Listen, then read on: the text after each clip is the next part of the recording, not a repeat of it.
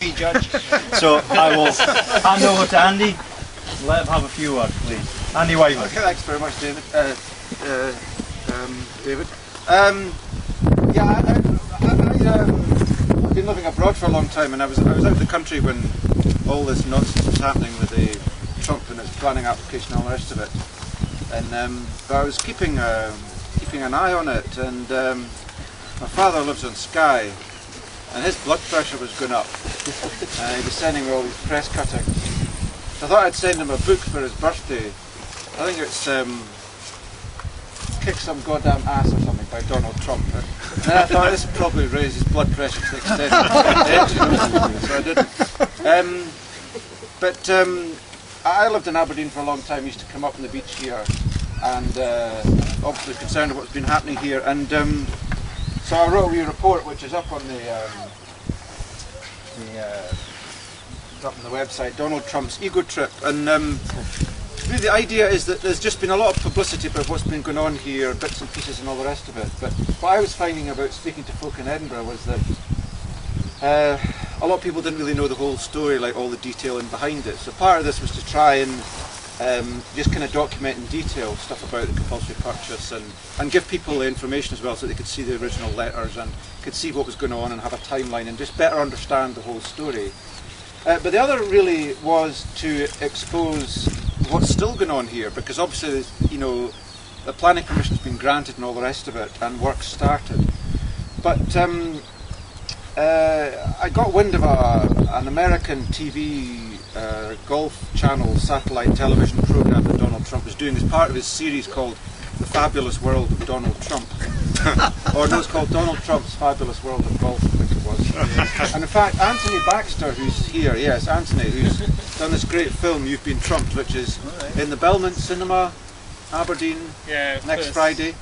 Week on Friday. Week on Friday. Yeah, rave reviews when it was premiered in Toronto last month. When Anthony was arrested by Grampian police over at Sue Monroe's house, that was the day actually that the US TV satellite channel were filming Donald Trump for this satellite television channel. So it covers his visit here, and it covers his then going off to Aberdeen and getting his degree at Robert Gordon's University. And if you go to andywhitman.com/Trump, you'll see links to all those videos. And what's interesting in those is that when Donald Trump's speaking to an American audience, because it's for American consumption, he's much more horrible than he is when he's speaking to British audiences. So there's a brilliant clip of him standing below David and Moira Milne's house, saying, you know, I want to get rid of that house. And Sarah Malone is saying, well, it'll cause a bit of a stir. And that's all the subtitle for the American audience, but then Sarah Malone goes on to say, but if you're up for it, let's do it. This is damning stuff, you know.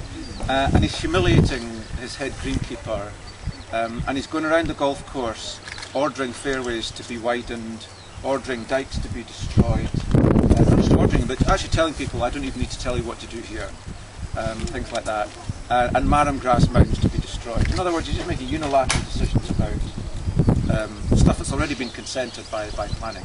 So all that suggests to me that there's an ongoing job here to be done about like monitoring in detail what's going on here, and whether in fact everything's lawful. And I know Aberdeenshire Council are dealing with 2 breaches of planning consent and are likely to do absolutely nothing.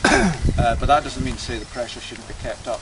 And the other thing was interesting, because I spoke to some golf design professionals about this whole job. So the report actually opens with a wee report about the Machrihanish Dunes project, which is a golf course in Kintyre near Campbellton on the Machrihanish Dunes. And it's the first golf course in Britain ever to be built wholly within a site of special scientific interest. Wholly within a site of special scientific interest.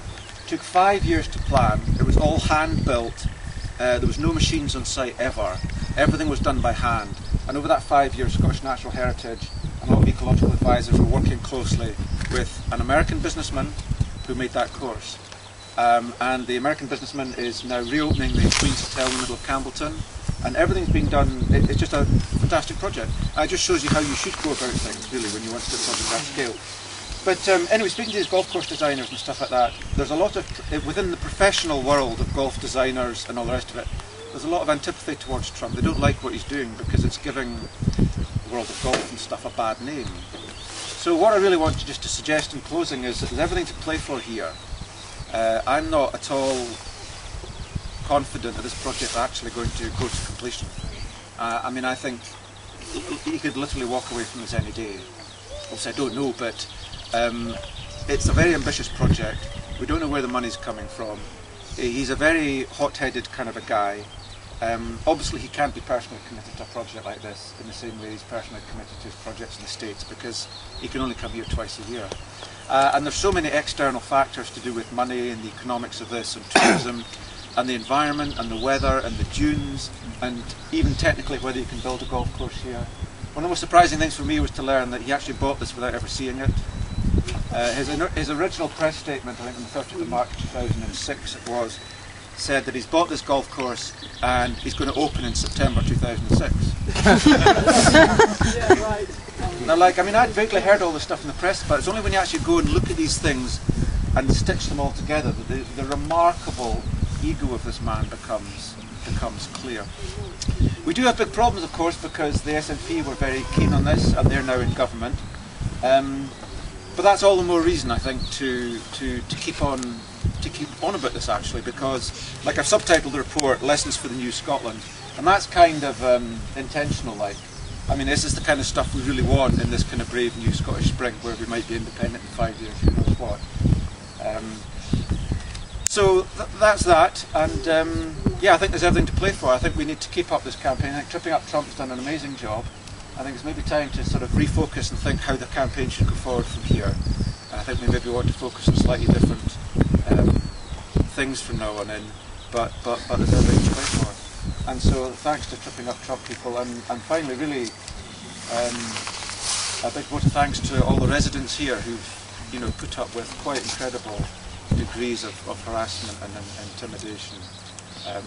And still, those trees up, for those of you who don't know, that's David and Moira Milne's house up on the horizon there on the right, now surrounded by, is it Sitka spruce or Norway spruce? Sitka spruce with a bit of Scots pine, depending on what they can find inside.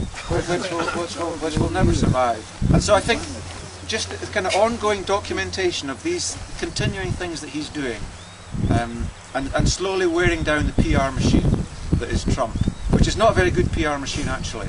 I mean, he provides us with a lot of opportunities where we can exploit what he's doing. So power to everybody's elbow. The compulsory purchase power thing has not gone away. I mean, I think it's worth celebrating the fact that it has, just to create the impression that we believe it has, and the more we say it has, the more hopefully it really has, but there's nothing to stop it coming back again. I think that would be electoral ploy. So, and thanks for everyone for turning up. It's been a great day out. Thanks for the hosts who provided tea and coffee. And, Thank you. I'm not quite sure why I'm the only one who's talking about it. Anthony, do you want to say something about your film? Come, Anthony.